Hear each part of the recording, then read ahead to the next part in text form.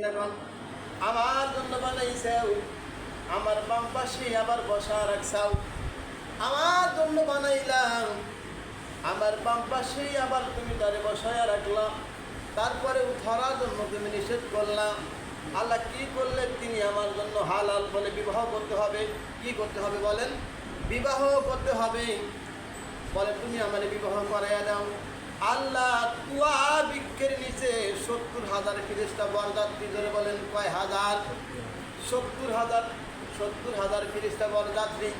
আজকে আমরা বিবাহের অনেক অনুষ্ঠান খাই, বিবাহের আয়োজন খাই, বিবাহের অনেক খানা আমরা খাই, অর্ধেক খাই আর অর্ধেক নষ্ট করে, ঠিক কিনা কন? অর্ধেক নষ্ট করে না? কত পথ বানায়, কিছু খায় আর কিছু ফালাইয়া দেয়। এই যে এটা হলো কি করলো?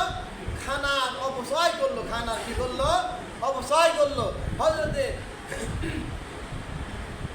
হযরতে ওসমান গনি রাদিয়াল্লাহু তাআলা আনহু তার আপন শ্বশুরকে বলল, আব্বাজান আমার এত খানা হয়েছে যে ৬০টা উটের বোঝা। সুবহানাল্লাহ কন, কয়টা উটের বোঝা?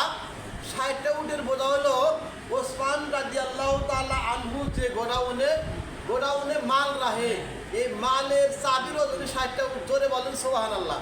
কয়টা উট? ৬০টা উটের বোঝা।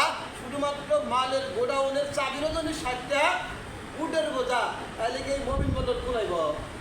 ঠিক আছে, কুলাইব কি? তার মালের গোডাউনের চাবিরও যদি ৬০টা উটের বোঝা। চিন্তা করে দেখেন, এত মাল আল্লাহ দিছে।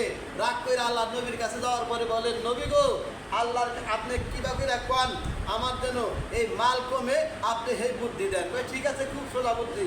তুমি কি করবা? গোড়ায় চড়ে ভাত খাইবে, খানা খাইবে। যেরকম সুবহানাল্লাহ, কোন জায়গায় গোড়ায় চড়ে খানা খাইবে, একলাই কমে যাইব। ওসমান গনি রাদিয়াল্লাহু তাআলা আনহু গোড়ায় চড়ে খানা খায়, মাল আরো বৃদ্ধি পাইছে। দেখছেন কমছে কি? আরো বৃদ্ধি পাইছে। আল্লাহ নবী আপনি কি মিথ্যা কথা কন? মাল কমবো, মাল তো কমে নেই, আরো বাড়ছে।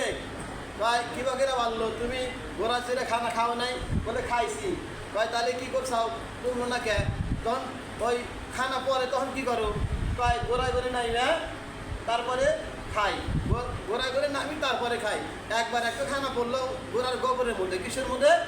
গোবরের মধ্যে। আমি দেখলাম যে রহমতের খানা বরকতি খানা নষ্ট করবো কে? পরে কি করলাম?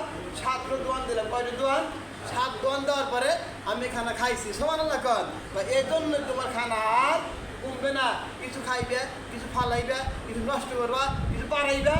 ১, ২, ৪ মাসের মধ্যে তোমার খানা একবার তোমার ফুরে যাবে, তোমার খানার বর্ত শেষ হয়ে যাবে। কিন্তু তুমি কি করছাও? একটা খানা গোবরের ভিতরে পড়ছে, আর এই খানা তুমি আবার দোয়ান দেখাইছাও।